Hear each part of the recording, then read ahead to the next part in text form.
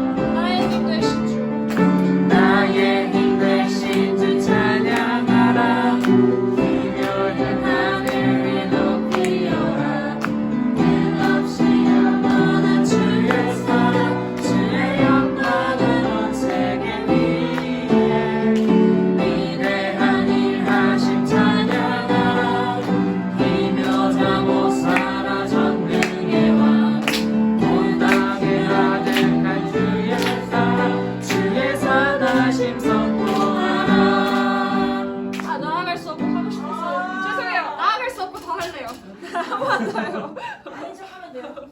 이렇게 시작. 나갈 수 없고 물러설 길 없을 때에 주님은 나에게 큰 꿈을 오라네. 의지하리 없고 외로움에 지칠 때에 주의 날개는 주의 품에 거하리라. 나의 힘 되신 주 찬양하라. 주 이름 하늘 위 높이어라. 끝없이 영원한 주의 사랑 주의 영광은 온 세계 위에 위대한 일하심 찬양하라. 기묘자 못 살아 전능의 왕 온 땅에 가득한 주의 사랑 주의 선하신 것 나의 힘 되신 주 찬양하라. 나의 힘 되신 주 찬양하라. 주 이름 하늘 위 높이어라. 끝없이 영원한 주의 사랑 주의 영광은 온 세계 위에 위대한 일하심 찬양하라. 기묘자 못 살아 전능의 왕 온 땅에 가득한 주의 사랑 주의 선하심 선포하라. 아멘. 다음은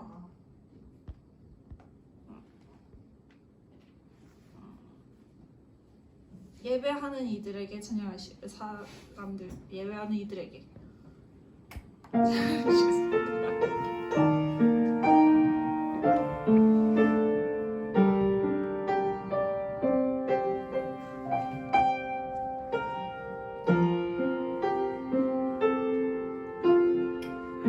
예배하는 사람들 손에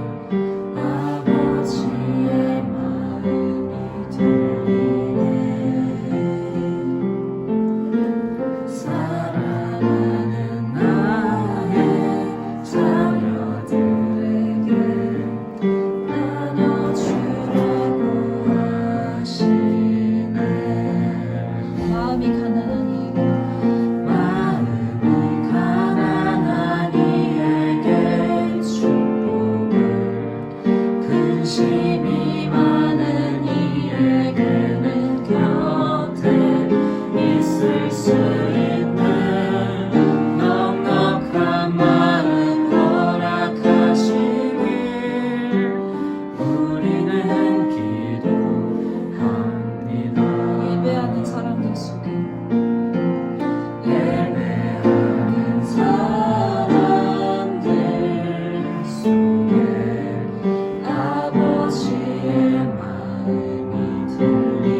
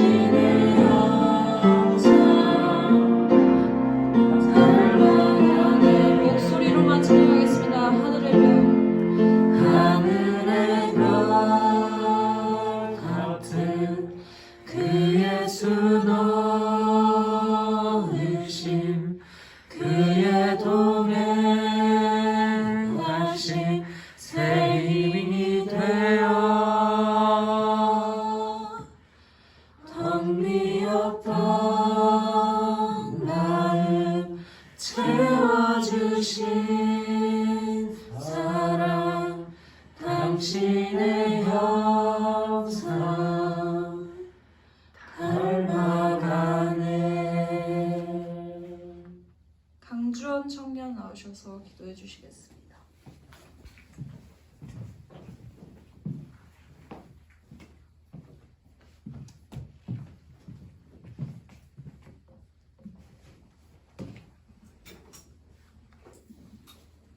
기도하겠습니다.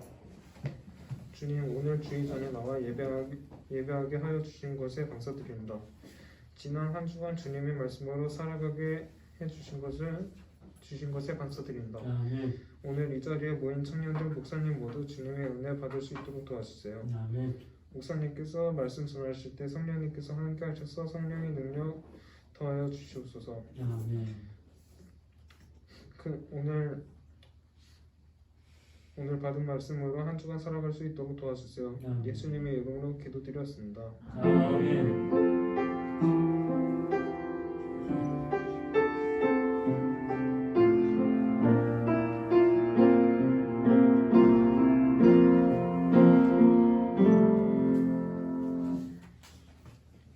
오늘 주신 말씀은 사도행전 2장 14절부터 21절 말씀입니다.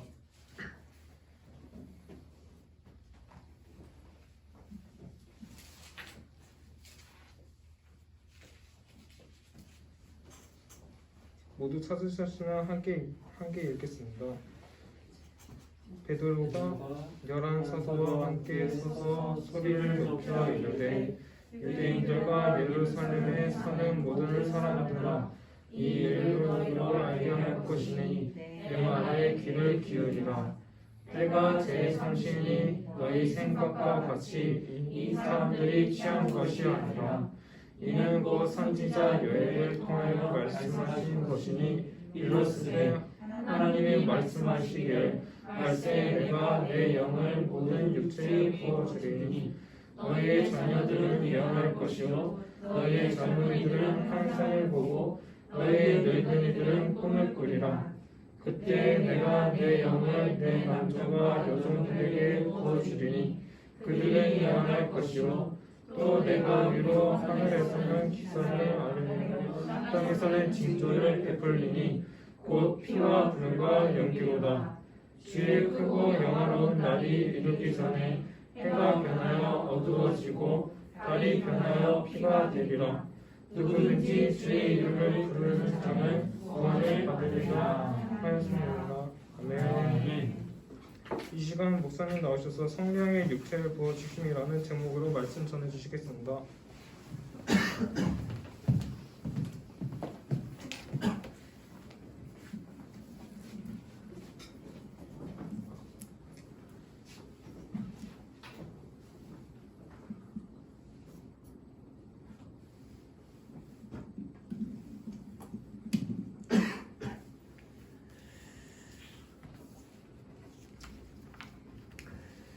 우리는 지금 하나님을 믿는 사람들입니다. 하나님의 뜻에는 무관심하고 내 정성과 또 지성과 또 열심으로 제사하는 사람이 아닌 우리는 분명 하나님을 믿는 사람이다라고 하는 겁니다. 우리 기독교인들 사이에 이것이 분명하고 확실하게 구별되고 또 정착되어야 할 터인데 아직까지 정리가 안 되어 있는 현실이 참으로 안타깝지 않을 수가 없다는 겁니다. 그래서 교회 안에서 쓰는 단어들 가운데 어르신들 가운데 또 많은 분들이 이야기를 지성이면 감천이다.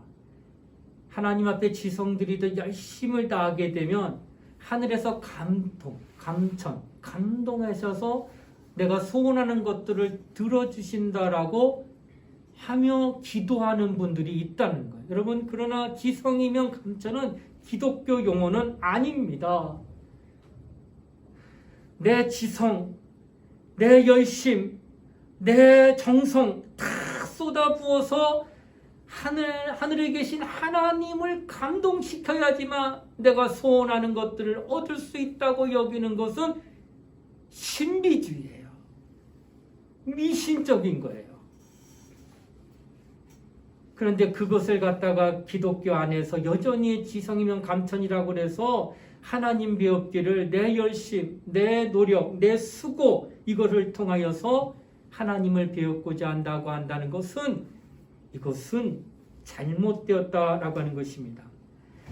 우리는 우리의 마음에서 우러나오는 내 열심이나 내 의지를 가지고 하나님을 섬기는 게 아니에요. 분명히 알 것은 하나님의 계시에 따라 열심을 내고 하나님의 계시를 쫓아 순종하고 하나님께 나아가는 게 우리의 신앙이라는 거예요. 열심을 부정하는 게 아니에요. 또한 내 수고하는 것을 부정하는 게 아니에요. 계시가 없는 수고, 계시가 없는 열심, 그것은 하나님과 상관이 없다는 거예요. 하나님 앞에 우리가 신앙생활할 때 가장 놓치지 말아야 될 것은 교회 안에서도 뜨거움이 있는 분 많아요. 열정이 있는 분 많아요. 열심히 있는 분 많아요. 그런데 하나님과 상관없이 열심히 해. 하나님과 상관없이 뜨거워. 하나님과 상관없이 열정이 있는 분이에요. 하나님은 거기에 관심이 없다는 거예요. 하나님은 열심을 부인하지 않습니다. 열정이 있어야 된다고 말씀합니다. 뜨거워야 된다고 말합니다. 계시록에도 말씀하기를 내가 차든지 덥든지 알아. 그렇지 않으면 내가 내 입에서 토해내리라. 열심을 내라는 거예요. 필요하다는 거예요. 인정한다는 거예요. 다만 계시 없는 하나님의 말씀이 없는 열심, 뜨거움, 열정 하나님 인정할 수가 없다는 거예요. 안타깝게도 많은 우리 그리스도인들 가운데 계시 없이 뜨거운 분들 많아요. 계시 없이 열정 있는 분들 많아요. 이것 때문에 나는 나름대로 열심히 하는데요. 나는 나름대로 뜨겁게 하나님을 섬기는데 왜 하나님 나 안 도와줘요? 하나님은 나 버리셨습니까? 이렇게 원망해요. 하나님을. 누가 봐도 분명히 열심히 있는 분 맞아요. 그렇게 할 법해요. 왜냐하면 그가 남들 볼 때 되게 열심히 했기 때문에. 그런데 뭐가 빠졌어요? 하나님의 계신 말씀과 상관없이 자기 열심이에요. 자기 뜨거움이에요. 자기 열정이에요. 그래서 하나님의 관심을 못 받는 거예요. 신앙생활 우리는 정신 바짝 차리고 해야 되는 거예요. 하나님은 사무엘 선지자를 통해서 사울왕에게 하나님의 불만을 말씀하시는데 그 내용을 잘 보면 하나님의 뜻이 무엇인가를 잘 판단할 수 있어요. 사무엘상 15장 22절로 23절에 있는 말씀을 제가 읽겠습니다. 여호와께서 번제와 다른 제사를 그 목소리에 순종하는 것을 좋아하신 같이 좋아하시겠나이까? 순종이 제사보다 낫고 듣는 것이 수양의 기름보다 나으니 이를 거역하는 것은 사술의 죄와 같고 완고한 것은 사신 우상에게 절하는 죄와 같음이라. 왕이 여호와의 말씀을 버렸으므로 여호와께서도 왕을 버려 왕이 되지 못하게 하셨나이다. 아멘. 아말렉과 전쟁할 때에 사울에게 말하기를 나가 전쟁에 다 죽여. 어린아이, 좋은 짐승 상관 안 하고 다 죽여. 전쟁에 승리했습니다. 전리품을 취득하는데 하나님은 전리품 필요 없다는 거예요. 하나님의 뜻은 뭐예요? 다 죽이라는 거예요. 멸하라는 거예요. 그런데 제사를 드릴 테니 내가 좋은 건 하나님께 좀 드리는 게 마땅하지 않을까? 남겨놨다는 거예요. 좋은 거, 토실토실하고 예쁜 거, 깨끗한 거 다 살려두고 남겼다가 하나님께 제사 드리려고 준비했다는 거예요. 제사 드린 것 자체 하나님이 기뻐하는 거예요. 그런데 사무엘 선지자가 찾아와서 사울왕에게 말하기를 오늘 이 말씀 순종이 제사보다 낫고 듣는 것이 수양의 기름보다 나으니라. 이렇게 표현했다는 거예요. 나는 다 죽이라고 말했다. 나는 깨끗하게 멸하라고 말했다. 이게 하나님의 뜻이에요. 그런데 사울 입장에서는 하나님은 제사도 좋아하시니까 제사 드릴 좋은 예물을 드리면 더욱 기뻐하지 않겠는가? 하나님이 말하시는 그 처음 뜻대로 하지 않냐고 자기가 하나님 기뻐하실 건 이거야 생각하고 자기 뜻대로 제사를 준비했다는 거예요. 분명히 겉으로 볼 때는 제사 드리는 훌륭한 모습이 있지만 하나님은 사술의 죄와 같고 우상 숭배하는 것과 똑같다. 네가 하나님의 뜻을 버리고 네 뜻대로 하는 거야. 이게 아주 분명합니다. 여러분, 하나님은 하나님의 뜻대로 하는 것을 가장 기뻐하시는 거예요. 오늘날 많은 사람들이 신앙을 오해해서 수양과 의식을 많이 연구합니다. 의식을 신앙 판단의 여부로 생각하고 그것을 중요시합니다. 그래서 의식을 잘 지키지 않으면 넌 신앙 없는 놈이야 이렇게 판단한다는 거예요. 그러나 의식은 종교에도 들어있고 기독교 안에도 의식이 있어요. 우리 예배의 모든 순서는 의식대로 하는 겁니다. 그러니까 종교생활, 기독교에서 신앙생활 할 때 다 의식은 안에 있는 거예요. 즉 의식은 믿음에 따라 하는 하나의 속성이면 틀림이 없다는 겁니다. 맞습니다. 그러나 의식보다 중요한 게 있다면 그것은 뭐예요? 하나님 자신이라는 거예요.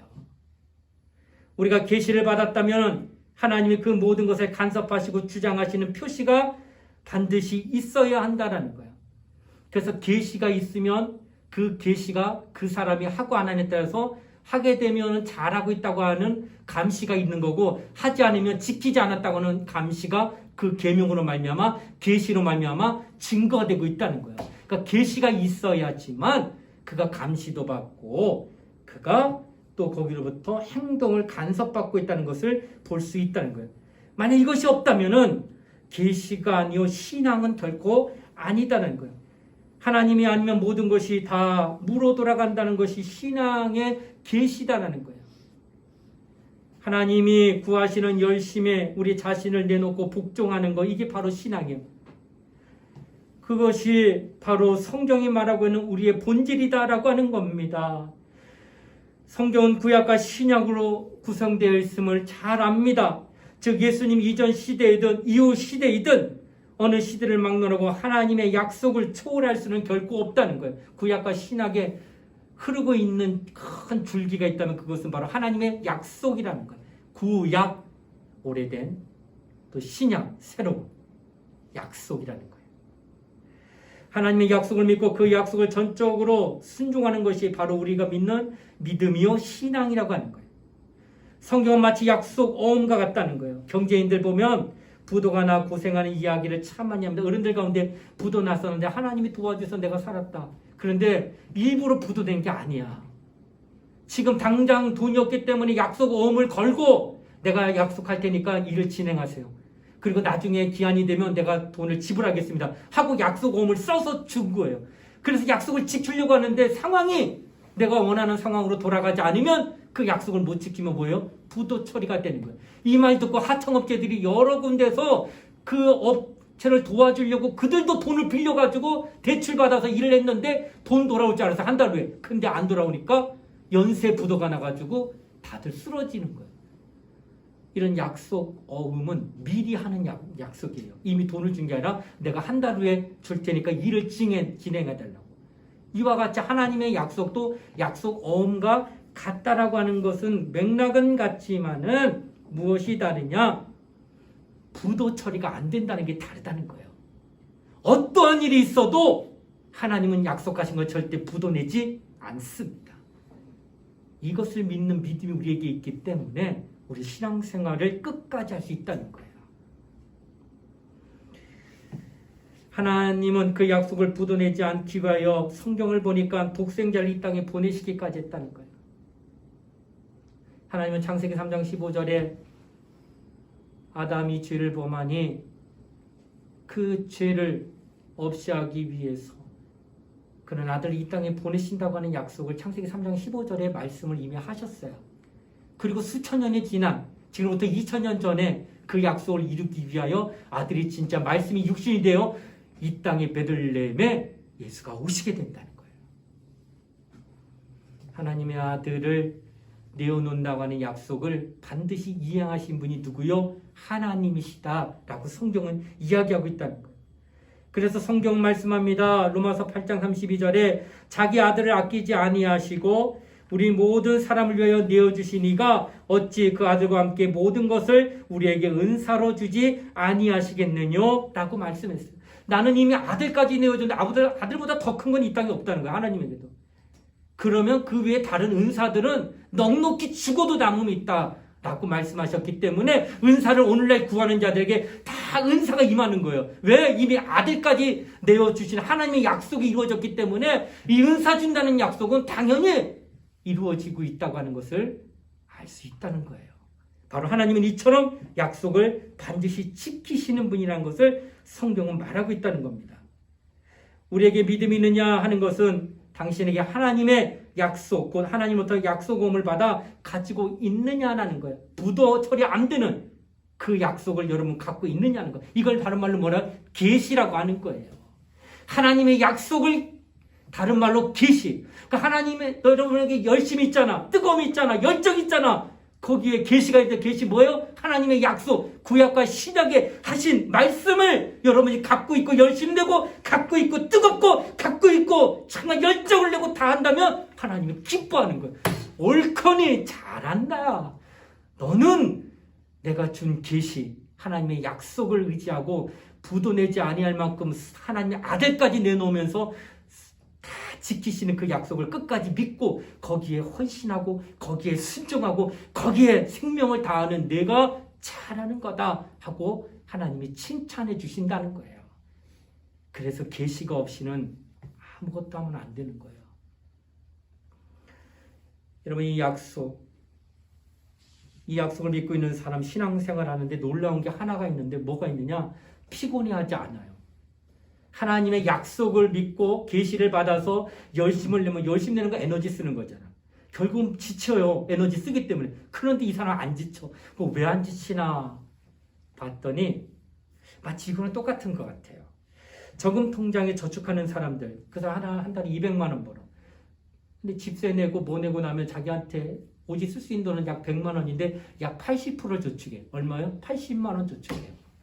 20만 원 갖다 교통비 쓰고 아끼면서 뭐 식사도 이제 회사에서 주니까 저녁도 뭐 야근하고 오면 아침만 해결하면 돼. 그러니까 20만 원이면 자기 교통비 빼고 이러면서 얼마든지 쓸 수 있다는 거예요. 궁핍하지. 먹고 싶은 거 못 먹어요. 쓰고 싶은 거 못 써요. 사고 싶은 거 못 써요. 근데 너도 조금 찌질하게 사는 거 아니야? 20만 원 갖다 어떻게 써? 라고 하는데 걔 얼굴 보니까 방긋방긋 웃어요. 뭔가 좀 기죽고 사는 것 같은 것 같지가 안 보여. 분명히 돈은 없는데 왜 저럴까? 얘는 집을 살려는 목표를 가지고 통장에 80만 원이 매달 찍히는 거를 보는 거예요. 그리고 3년, 10년 후에 만기돼서 탈 때 이 목돈으로 내가 살 집을 산다는 목표가 있기 때문에 지금 20만 원으로 생계를 유지하는 가운데 있어도 전혀 피곤해하지 않더라는 거예요. 여러분, 이런 겁니다.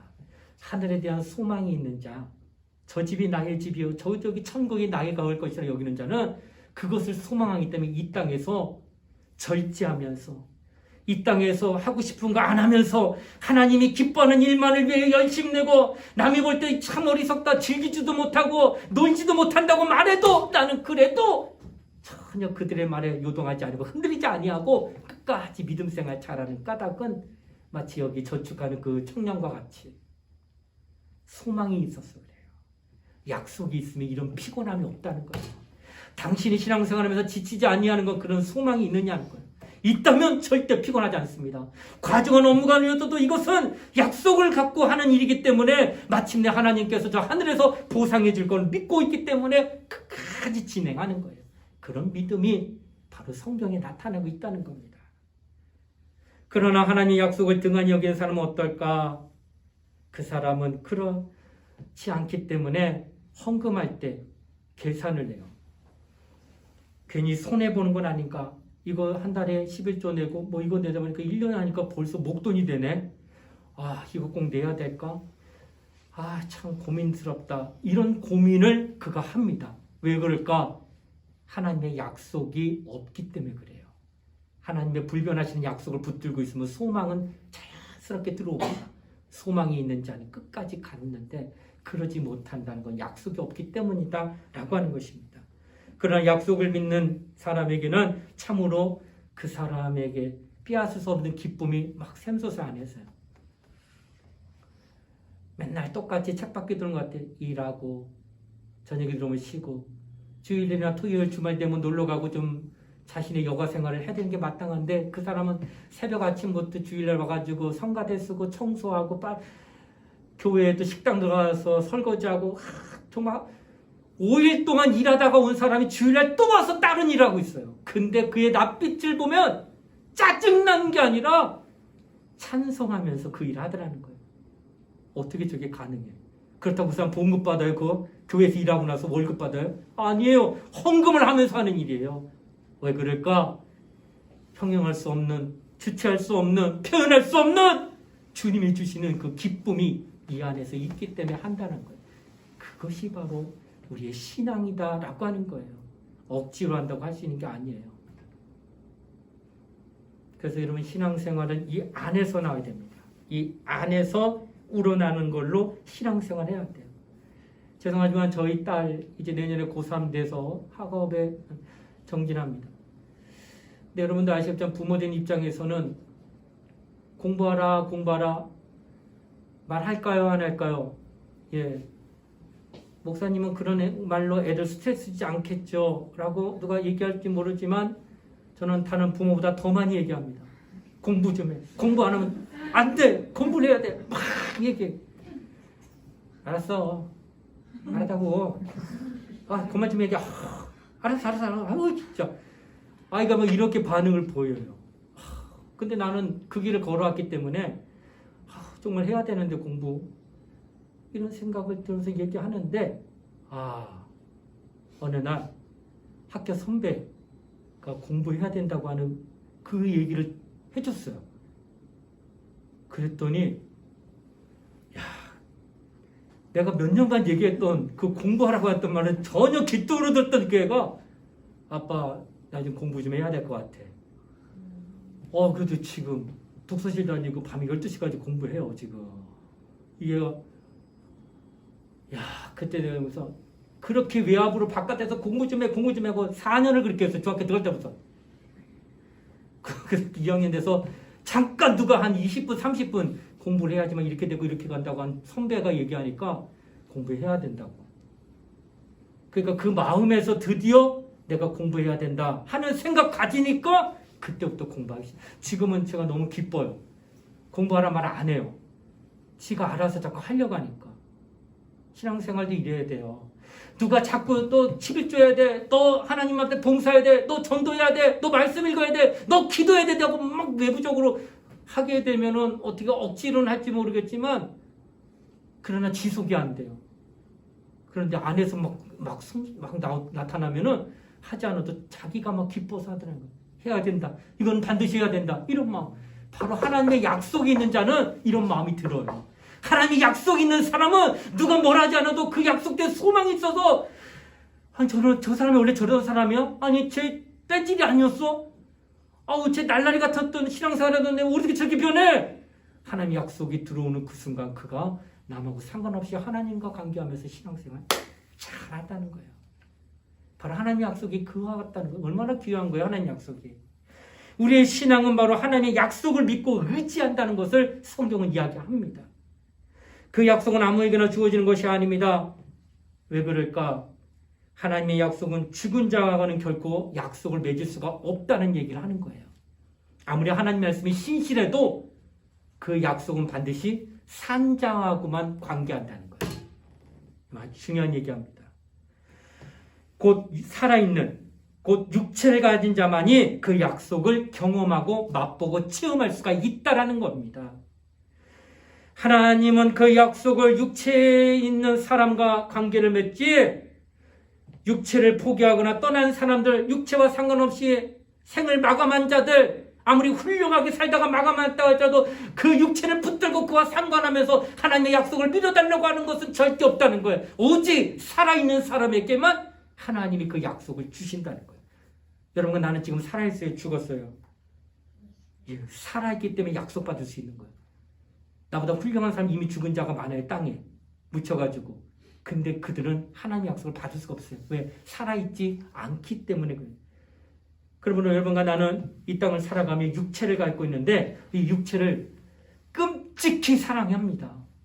저도 정말 사랑합니다. 내 육체를. 그래서 흰머리 막 생기면은 요즘 많이 생겼어. 근데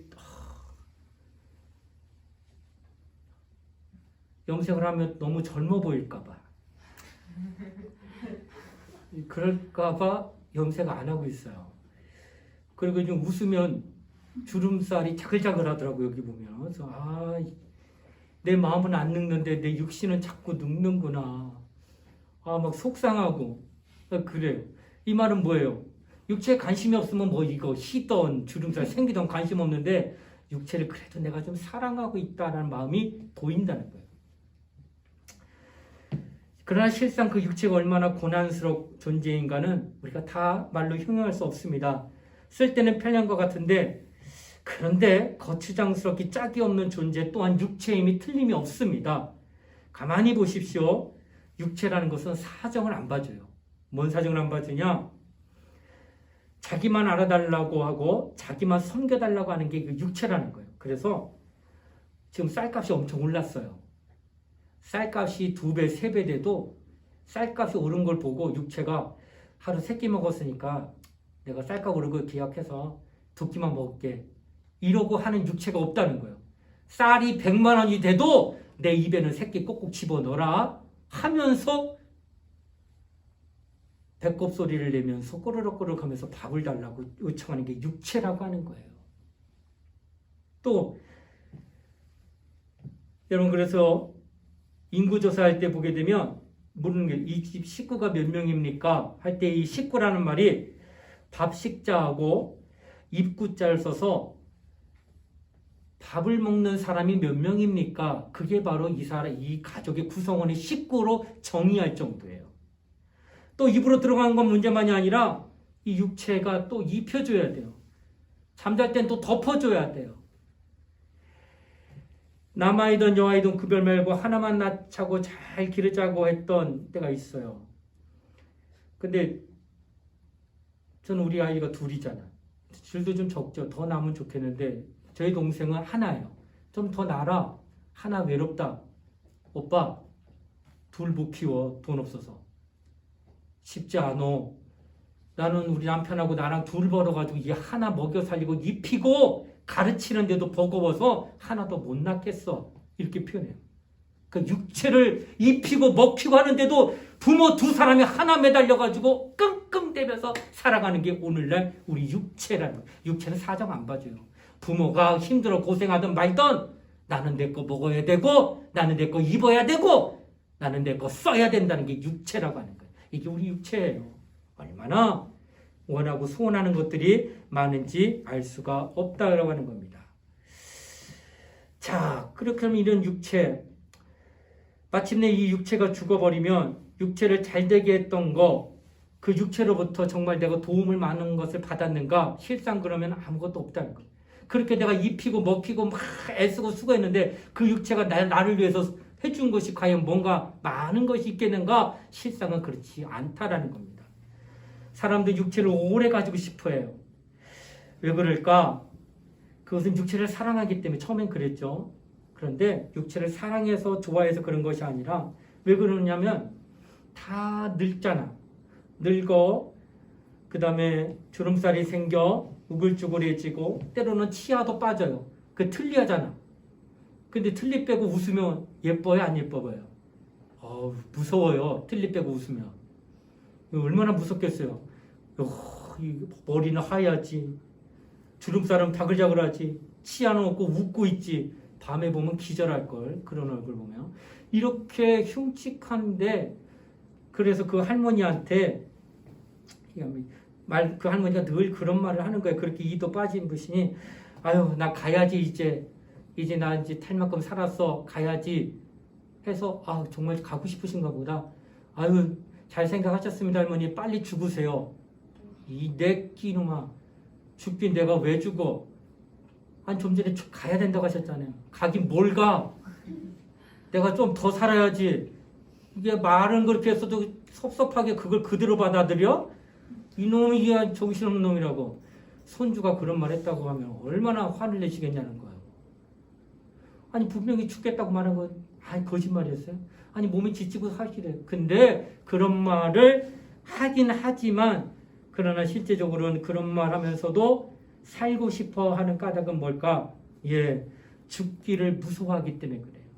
사람이요 죽음 앞에 두게 되면 굉장히 두려움이 오고 그 어떤 공포가 오는 거예요. 그래서 죽기를 무서워해서 다 늙어 빠진 육체를 가지고 더 이상 골골골 해도 죽기가 무서워서 살려달라고 하는 마음이 그 마음에 도사리고 있다는 거. 이게 육체예요. 그래서 성경은 말합니다. 하나님은 육체는 흙이니 흙으로 돌아갈 것이니라고 말씀하셨어요. 아무리 훌륭한 육체라도 결국은 흙으로 돌아간다고 하는 것을 성경은 이야기합니다. 공부 많이 한 사람이 이 땅에 많아요. 그래도 그 사람은 흙이 됩니다. 신문에서 명문대학 다니던 학생들이 자살했다는 기사를 읽게 됩니다. 얼마나 안타까움을 금할 수가 없다는 거예요. 그렇게 열심히 공부하고 수고하여 땀 흘려서 대학 들어갔는데 뭔가가 틀어져가지고 자기 생을 그냥 마감해하는 그런 젊은이도 이 땅에 많다라고 하는 거예요. 학자는 자기가 연구해서 쌓은 지식을 자기 대해서 끝내지 않게 제자를 만들어서 제자에게 자기의 지식을 전달해서 또 다른 제자를 만들어 계속 그것을 연결하랍니다. 왜? 나는 죽는 존재인 걸 알기 때문에 그런 거예요. 그래서 또 다른 제자에게 그것을 남기고 그것도 안 되면 책을 써서라도 책으로 남겨서 계속 연결하려고 하는 거예요. 왜? 육체가 영원하지 않기 때문에. 이런 것이 바로 성경이 말하는 육체는 흙으로 돌아갈 거라고 하는 것을 증명하고 있다라고 하는 거예요. 자, 바울 선생은 그래서 말합니다. 그와 같이 흙으로 돌아가는 육체는 하나님 앞에 어떤 존재인가? 로마서 8장 8절에 보니까 하나님을 기쁘시게 할 수 없다. 그 육체가 하나님을 기쁘시게 하지 못한다는 거예요. 또 육체에서 나는 모든 생각이 하나님과 원수가 되고 또한 하나님의 일을 하지 않을 뿐 아니라 할 수도 없다. 또한 육체의 소욕은 성령을 거스린다라고 갈라디아서 5장 17절에도 증거합니다. 도무지 하나님 앞에 도움이 되거나 하나님을 기쁘시게 하거나 하나님을 위롭게 하는 일들을 하지 못하는 게 바로 육체라고 하는 거예요. 그러니까 육체라고 하는 것은 하나님 편에 볼 때는 정말 가치라고 하는 건 전혀 없는 게 바로 육체라고 하는 것을 성경은 얘기하는 겁니다. 그런데 하나님은 우리 그 가치 없어 보이는 그 육체와 뭘 하신다는 거예요? 아까 하나님의 약속을 허락하셨다는 거예요. 보잘것없고 아무것도 쓸 거 없고 정말 힘들게 하는 그 한신적이고 제한적인 건 육체에 하나님의 약속을 그때 부어주신다는 거예요. 자, 육체라고 하는 것은 보잘것없지만 마치 질그릇과 같다는 거예요. 그런데 질그릇의 용도는 용기, 뭘 담는 거. 근데 그 안에 보화를 담게 되면 보화로 인하여 그걸 담고 있는 질그릇, 용기는 가치가 비로소 생기게 된다는 거예요. 그러니까 육체가 보잘것없어도 아무런 적이 없지만 예수 그리스도 하나님의 보화가 되는 예수 그리스도를 영접하여 그분이 내 안에 들어오시고 성령이 내 안에 들어오시고 그분의 생명이 내 안에 들어오시고 그분의 능력이 내 안에 들어오시면 그의 육체는 그때부터는 완전히 바뀌는 거라는 거예요. 그의 육체는 그때부터 보화 때문에 질그릇을 굉장히 소중히 여깁니다. 왜? 보화를 담을 수 있는 그릇이 없기 때문에. 그래서 오직 이게 하나만 있다고 그러면 이 하나를 굉장히 아끼고 사랑하고 보존하려고 합니다. 왜 그럴까? 보화 때문에. 보화가 사라지기 때문에. 용기가 깨지면. 바로 이와 같이 하나님의 약속을 받은 것은 하나님의 아들, 하늘의 신령한 모든 것들을 그가 육체에 다 받았다는 거예요. 그래서 그 육체가 그때부터는 어떻게 돼요? 보잘것없는 게 아니라는 거예요. 가치 없는 게 아니라는 거예요. 무가치한 게 절대 아니라는 거예요. 그것은 생명이 있는, 보화가 있는, 보물이 있는 아주 귀한 것으로 우리 육체를 이제 사용하게 된다는 것을 성경은 말한다는 거예요. 그런데 하나님의 약속이 없는 육체라는 것은 똑같아요. 짐승과. 그래서 그것은 하나님의 그다지 큰 관심이 없지만 일단 보화를 담아낸, 보화를 모신 하나님의 약속을 가진 자는 하나님은 절대로 귀하게 여기실 수밖에 없다는 거예요. 그것을 사랑하시기 때문에. 그래서 더불어 그릇까지 된 질그릇도 사랑하게 된다는 거예요. 자, 이 질그릇, 이 육체, 보화를 담기 때문에 보화가 깨끗한 거면 질그릇도 어때야 돼요? 담을 수 있을 만큼 깨끗해야 된다는 거예요. 그러니까 육체라고 하는 것이 깨끗하게 하기 위해서 어떻게 돼요? 내 육체가 거룩해야 되잖아. 그래서 뭘 해야 돼? 회개하는 거예요. 하나님의 약속의 말씀이 내 안에 들어와 있는데 그것이 정말로 내가 받아들일 수 있고 내가 그것을 정말 부끄럽게 받아들일 수 있도록 내 육체도 거룩하게 하기 위해서 뭘 해야 되는 거야? 죄 짓는 성품이 내 안에 있기 때문에 날마다 회개하고 또 회개하고 또 회개해서 내 육체를 거룩하게 만드는 거예요. 그리고 내 육체가 깨지지 않게 하여서 아끼는 거예요. 그래서 먹을 것도 잘 주는 거예요. 굶지 않게. 육체를 상하지 않게 하기 위해서 더 열심히 입혀주는 거예요. 그리고 육체가 더 강건하게 위해서 더 운동도 해주는 거예요. 왜? 내 보아 그것을 잘 보존하기 위해서 내 육체도 깨지지 않게 하기 위해서 그래서 수고하는 거예요. 이런 수고와 이런 열심 그리고 거룩하게 만드는 회개를 병행하면서 자신의 육체를 보아를 닮은 것에 대한 가치를 인정하고 신앙생활을 하게 되면 마침내 그렇게 육체를 잘 보존하면서 보아를 잘 담고 있었던 그 영혼은 마침내 그 영혼이 큰 영광을 보게 된다라는 거예요. 하나님의 약속은 죽은 자와 상관하고 산 자와 하기 때문에 지금 여러분과 내게 옵니다. 그러나 내 육체가 하나님의 약속을 담을 만한 신령한 그릇이 되기 위해서는 당신이 회개해야 된다는 거예요. 그래서 거룩하게 날마다 자기 육체의 더러움을 씻어내고 그리고 자기네 자신의 육체를 그 영혼을 위해서 그 하나님이 주신 약속들을 이루기 위해서 사용할 수 있는 육체로 만들라는 거예요. 그래서 육체를 뭘로 써요? 기회로 쓰는 거예요. 내가 예전에는 내 가고 싶은 데 갔다는 거예요. 놀고 싶은 데 가고 즐기고 싶은 데 갔지만 이제는 내 육체를 보화를 가진 약속의 말씀을 소망하며 하늘을 바라보기 때문에 그 하늘에 바라보는 그 소망을 향하여 오늘도 헌신하고 오늘도 충성하고 뭘 갖고 육체를 가지고 육체가 여기 나와주자면 예배드릴 수 있나? 육체가 나와주지 않으면 내가 기도할 수 있나? 육체가 도와주지 않으면 내가 찬양 부를 수 있나? 육체가 도와주지 않으면 내가 아무것도 못하는 거예요.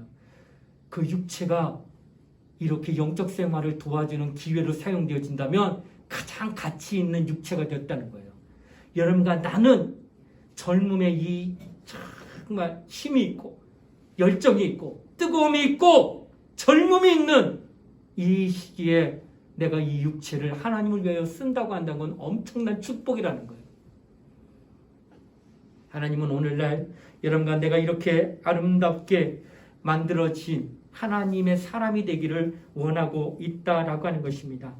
그러므로 여러분과 내가 이 땅을 살아가면서 하나님 앞에 이 육체를 좀 잘 관리하고 사용해야 됩니다.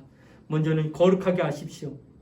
약속의 말씀이 정말 열매를 맺을 수 있도록 자신을 깨끗한 그릇으로 만드세요. 날마다 회개하세요.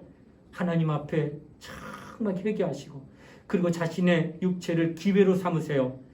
전도할 기회로 삼고 헌신할 기회로 삼고 기도할 수 있는 기회로 삼고 말씀 전할 수 있는 증거할 수 있는 기회로 삼고 여러분이 정말 그런 봉사할 수 있는 기회로 육체를 사용하시란 말이에요.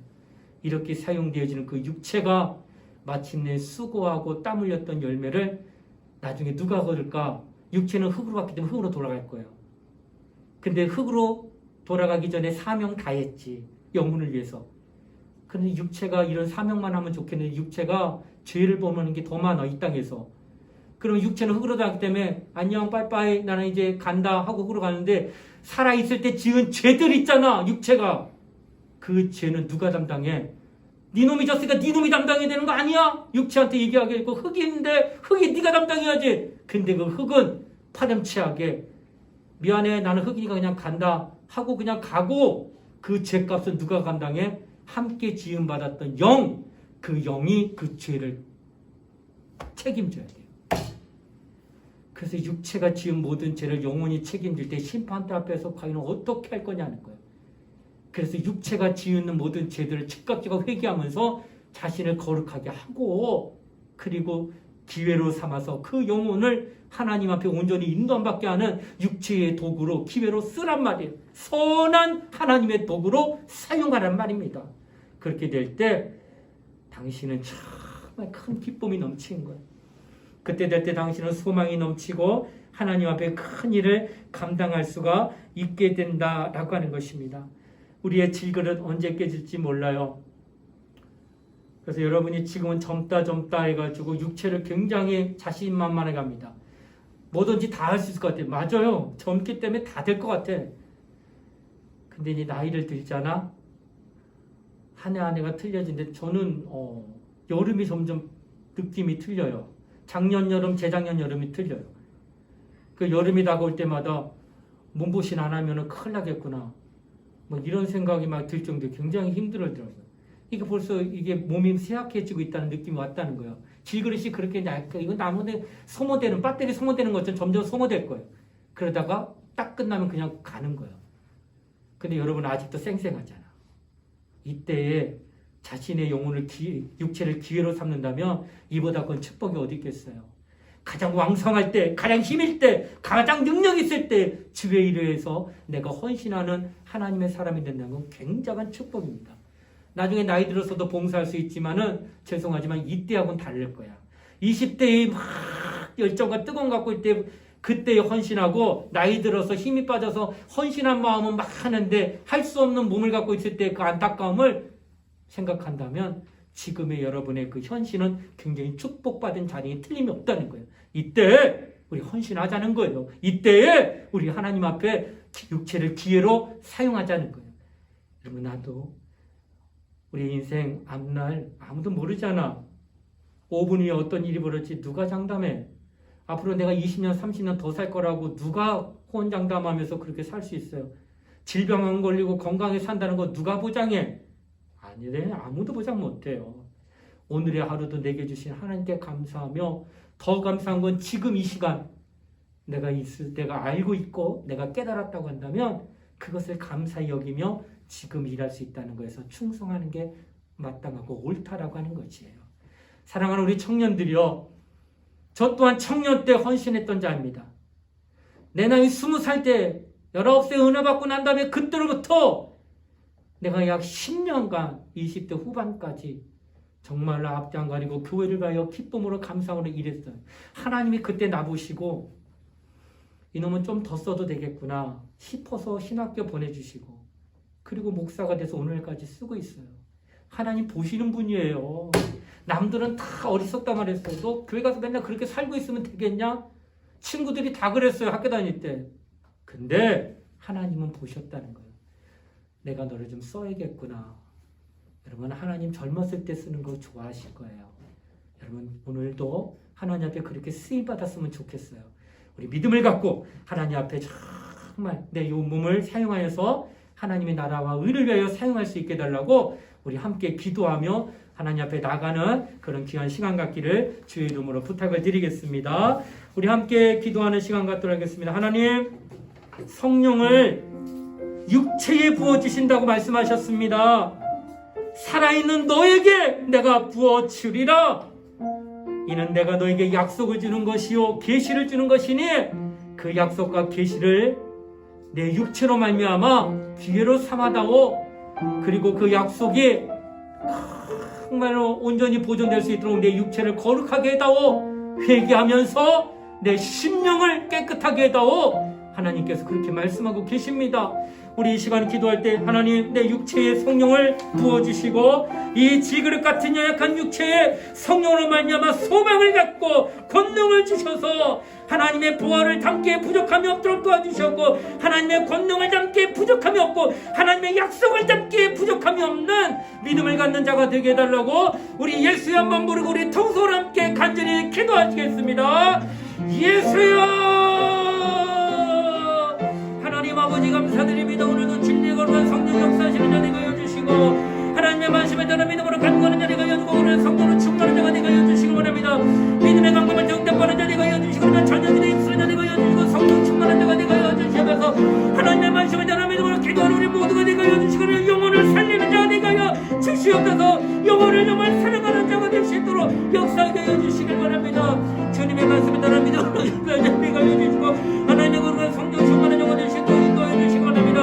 오늘도 내 영혼을 주님의 말씀 따라 믿음으로 기도하는 자 되게 해주시옵소서. 하나님의 거룩한 성령이 우리 가운데 함께 해주시고 하나님의 말씀 따라 믿음으로 간절한 마음으로 기도하는 자 되게 해주시길 바랍니다.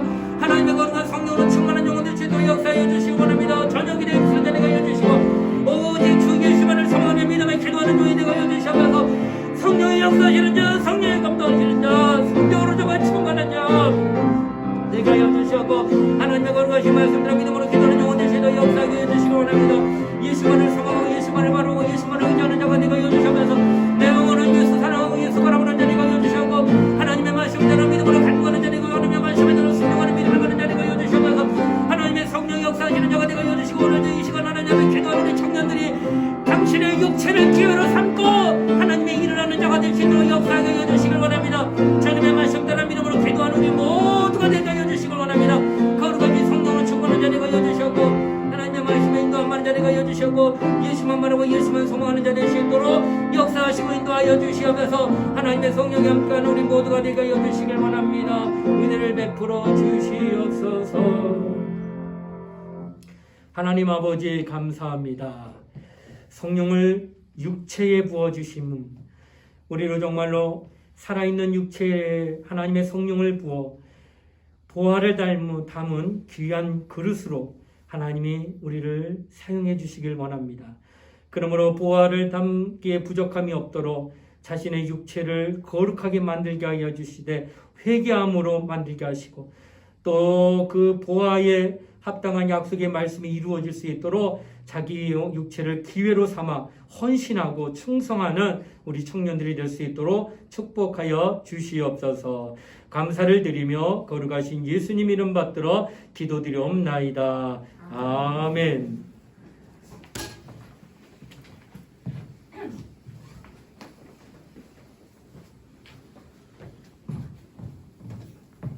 네, 광고 드리겠습니다. 다음 주 예배 진행위원입니다. 인도는 박지현 청년, 기도와 봉독은 김윤아 청년, 반주는 최근에 했나요 혹시? 안 했죠? 그러면 김윤아 청년, 그다음에 반주는 이지민 청년, 방송은 차종민 청년이 담당해 주시면 됩니다. 그리고 헌신 예배 체크 하셨나요 다들? 네. 하셨나요? 네, 헌신 예배 체크 빨리빨리 주일 되기 전에 해달라고 말씀을 하셨습니다.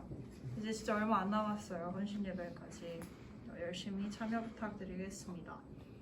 자, 다시 드리는 고백 말고 예배하는 이들에게 찬양하시겠습니다.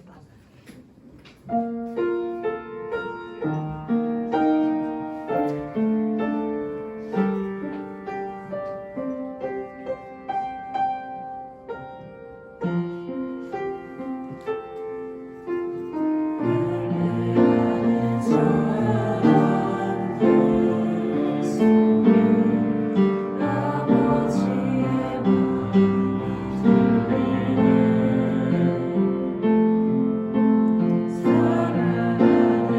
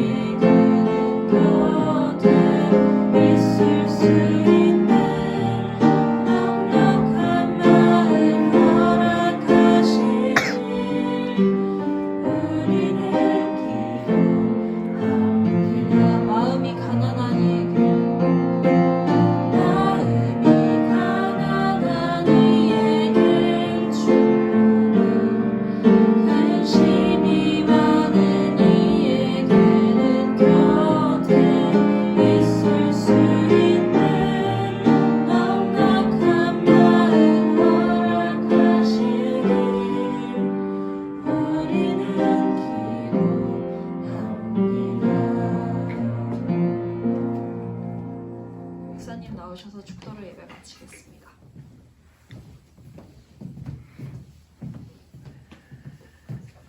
지금은 우리 주 예수 그리스도의 은혜와 하나님의 사랑과 성령의 감화 감동 교통하심이 오늘 성령을 육체에 부어 주신다고 약속하신 하나님 앞에 우리의 육체가 성령을 모시기를 사모하고 또 성령으로 말미암아 육체를 기회로 여기고 거룩하게 하기 위하여 날마다 하나님 앞에 나아가기를 소원하는 사랑하는 우리 청년들 머리 위에 이제로부터 영원토록 함께 하시기를 간절히 축원하옵나이다. 아멘.